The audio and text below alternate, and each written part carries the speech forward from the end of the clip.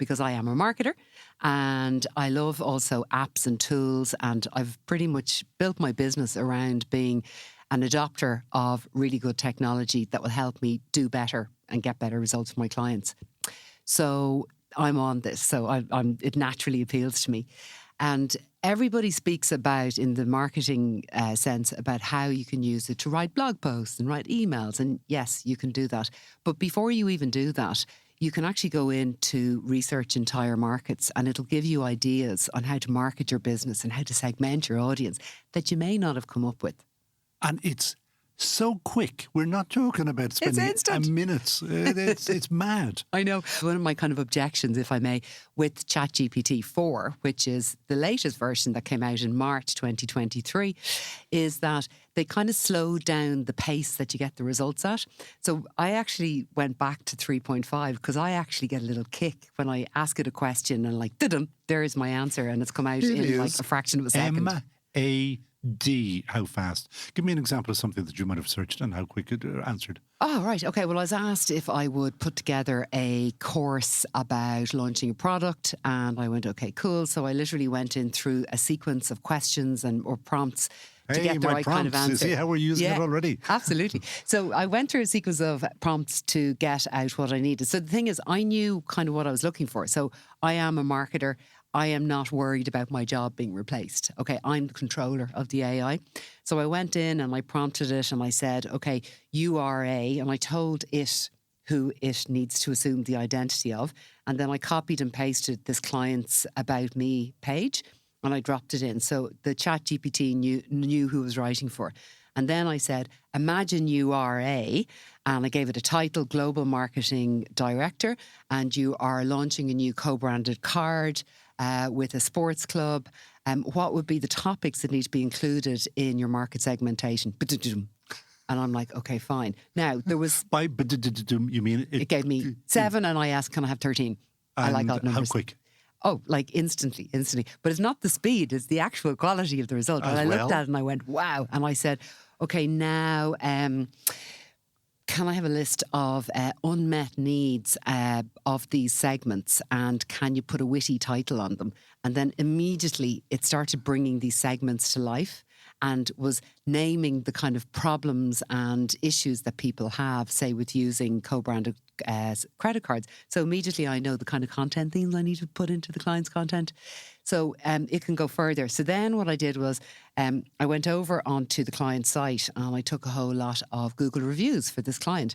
And then I dropped that over into ChatGPT and I said, give me the main themes. I said, these are Google reviews. Give me the main themes that come out in these. So it gave me like a list of 10 themes. And then I said, so match the language of the themes to the segments I've just created. It did that. And then I said, write me out some social media, Facebook, Instagram ads. It took me about 8 minutes. And honest to God. There's the F word. Do you know what our favourite F word is? No. Free.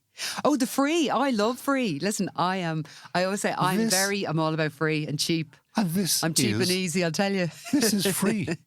Well, it is and it isn't. And it's... Well, the basic is. No, but this is what I really like about it, okay? So it is free, but then if you want to pay for it so that your ChatGPT doesn't fall over at lunchtime when the Americans come into work, you can pay €22 a month. Now, what I love about it is, and this is very much back to the kind of the open source kind of vibe of the originators, is that just because you pay, you don't get more data. You get exactly the same results as somebody on free. The only thing you're paying for is that it doesn't fall over.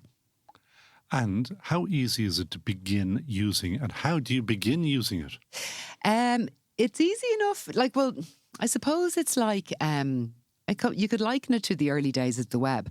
You know, how easy is it to find, oh, look, I can find the local newspaper. Oh, look, and you can find answers. And right now in ChatGPT, you could go in and put in a fairly generic prompt like, write me a blog post about digital marketing. It's going to give you something crap that you don't want to use, you don't want to put your name to, and that will damage your brand if you do that. However, the skill is, it's about, as I say, being the controller of the AI. So it's about prompting it correctly. And when you see an answer going, that's not really there, and then saying, like one of my choicey prompts is to say, be more creative. don't be afraid to give an unusual answer. Oh, that's a nice idea. I've got loads of these prompts in my handbag. So basically, it'll do that. So given your direction.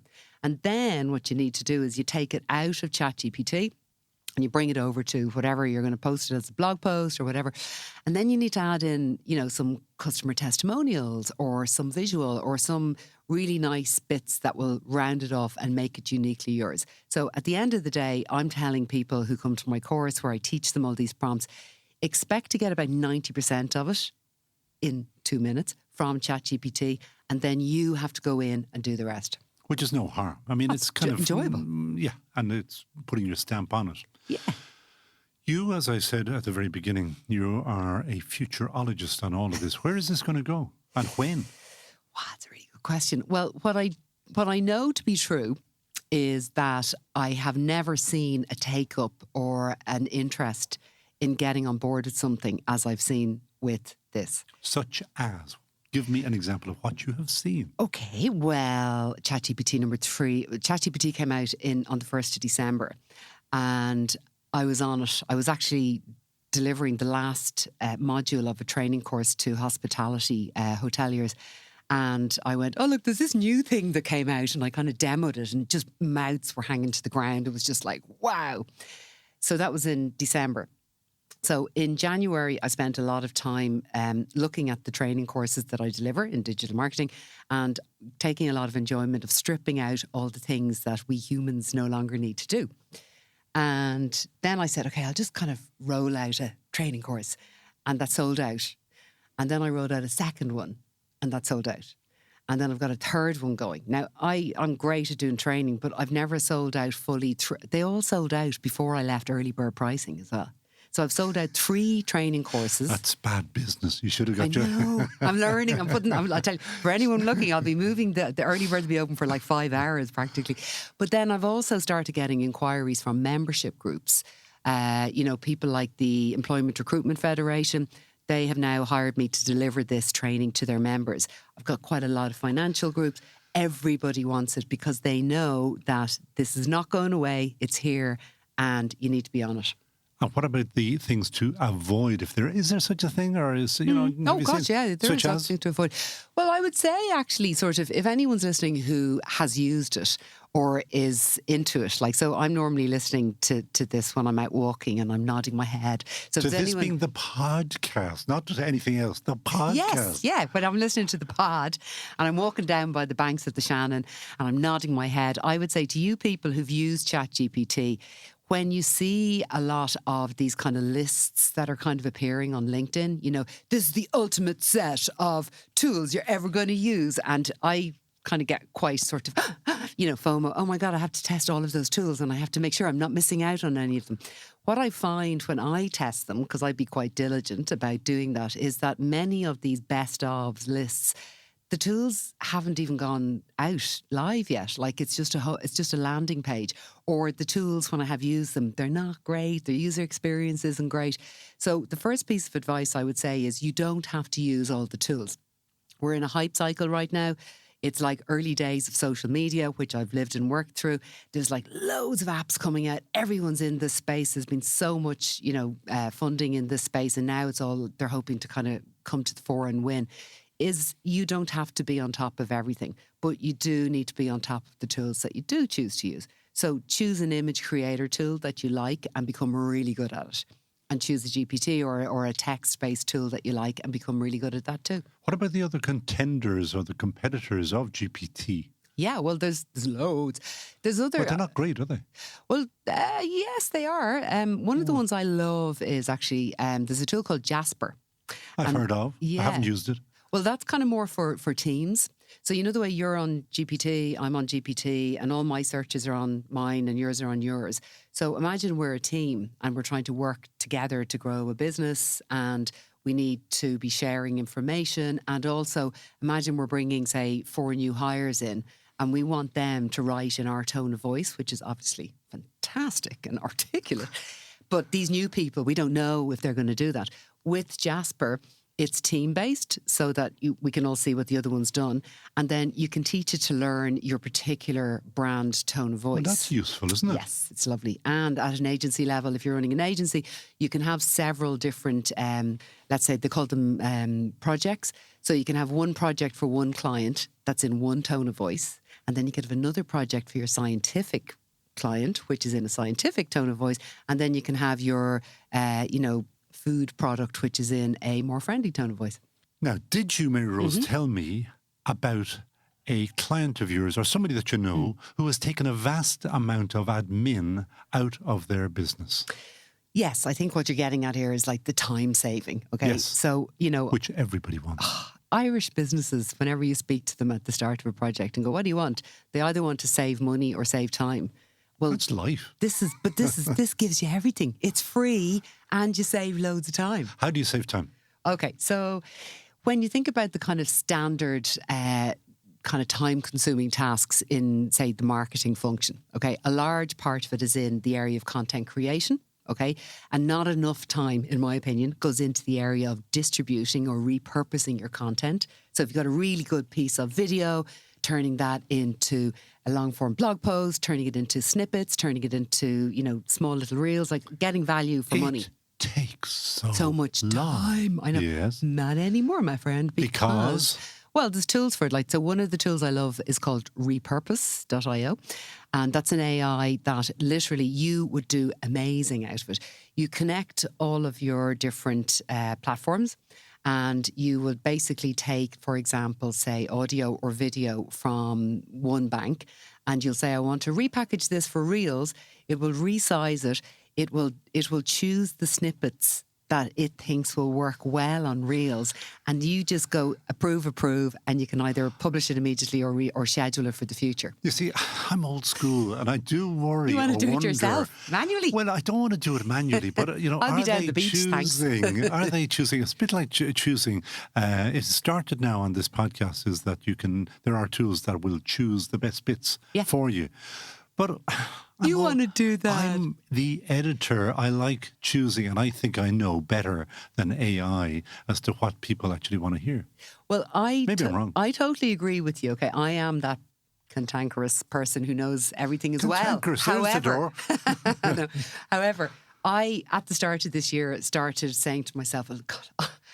I know it writes really well, but I'm sure my years of experience writing, I do a lot of paid social ads, okay? I've been doing it since 2017, so I know how to write really good ad creative. So I was kind of going, I'm going to put ChatGPT against my brain with my client permission. And I did that. And then I do like maybe 4 or 5 versions of creative, and ChatGPTs would win. And I'd go, I'll just do it for a totally different segment. And I've actually got to the point now, I'm not testing myself against it anymore because the numbers are better. Or or whatever it is, it wins. Is better. Well, somebody told me that it's actually a male. It was really interesting. How can it be a male? Well, it's tested on that, and there's a really good Mark Schaefer blog post about how he got to the bottom of the sex of ChatGPT, and he worked it. So actually, when you get an answer, here's another really good prompt. When you get an answer and it's just not quite right there, you can say, now write it like a female, and it writes it more emotively. Yeah. Which is really interesting. But even just back to the kind of like, I'm better and I want to be the editor. Recently, I had to get some emails into the hands of fairly sort of senior decision makers. I did an email subject line, which I thought, yeah, that's really good. And then, of course, being a good marketer, I A/B tested and I got ChatGPT to do them. Well, ChatGPT got a 70% open rate. And for those who do not know, that is Massive. VAST. It's vast. I normally get about 40 myself. Which is very good. Thank you very much. But 70% is nuts. Yeah. So I can't as a, you can't say, oh, I'm going to keep on doing things myself when you know that there's a thing there that'll do it better. It's a man. You told me it was a man. It's a man. It's a man. It's a man. Okay, fine, it's a man. But like, if you had an accountant and the accountant said, now look, I know there's spreadsheets, but we prefer to do things not with spreadsheets because that's how we were trained. You wouldn't really trust them that much and you'd walk away. That's how we're going to go with marketing content, at least before the end of this year. And you can take me back at the end of this year and tell me I told you so. And when you say that, that's only a couple of months away. Yeah, you know what absolutely. I mean? Half a year, whatever. Yeah, exactly. And in Ireland, nobody does anything in July and August, so it's really only like about 6 months away. So Christmas will be a GPT Christmas.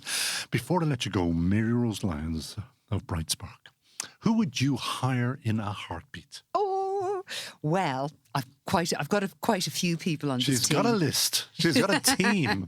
Hang on. Exactly. I've got a team. Well, actually, I would hire, first of all, Ciarán Flanagan, one of our own. He was the ex-head of marketing for HubSpot, Northern Irish guy, went off to the States, and now he's the CMO of Zapier, and he has this amazing podcast called Marketing Against the Grain that I listen to. Alongside him, I'd have a guy called Matthew Sweezy. Matthew's job for about 13 years was working for Salesforce, helping them forecast the future and how to position the business. He's an amazing thinker. I love those people. Oh, I love people like that. Yeah. But I'd fill it out with also, I'd have a whole lot of creatives from that I'd get from Peter and Una at the Indie List, because they are the source of all talent in Ireland. Peter McPartland, yeah. And Una. And then I would have coverage about this from Tom Lyons. You did write all of this, Yeah, didn't I did. you? I actually thought about it. Sorry, I interrupted. Tom Lyons. Tom Lyons from The Currency would be the one who'd break the story of this new product or service. What about Conall O'Morain on the That Great Business Show? Would you be getting an exclusive naturally? Natch. Yeah, so that'd be it really, I think. Yeah, that'd be it. And me, obviously. But of course. So you are going to come back in 6 odd months. I'd love to. And you are going to tell us about the adoption, because it is so rapid. Back to just a final for anybody who wants to. Where do they even start? You go and you Google openai.com. And that will bring you into OpenAI, which is an open source. So sort of like the good guys, an open source website. And there you will see a thing saying try ChatGPT. So you click that, you sign up. They don't do anything awful with your data or anything like that. We're talking Web 3 here, not Web 2.0. And and basically you just type in some questions and it's amazing. And there's so many user cases, like there's code, there's medicine, science. I'm just talking about good old content marketing. But it's for everything and everybody. Everything and everybody. Including students writing their essays, but that's a different story. Anyway, that was Mary Rose Lyons of Bright Spark Marketing or Bright Spark Consulting. And you'll find her all over LinkedIn if you're looking for her. And she will be posted on the podcast tomorrow. Done Deal Motors is home to Ireland's largest range of new and premium used cars. That's why you'll find cars from Audi and BMW dealerships on Done Deal. Are you looking for a 7-seater to accommodate your growing family? Maybe you're after a luxury saloon to make a statement. We have the car for you. You'll also find Ireland's largest range of electric cars to help you make the switch. Visit donedeal.ie today to start the search for your next car. De facto shaving oil, made only from natural oils. Nothing nasty on your skin. This interview was first posted on episode 137 of That Great Business Show. Essential listening for anyone interested in an easier life at work. For more great business insights, listen back to our entire back catalogue of That Great Business Show. Audiograms are great because they let you prepackage the very best moments from your podcast and share them out on social platforms.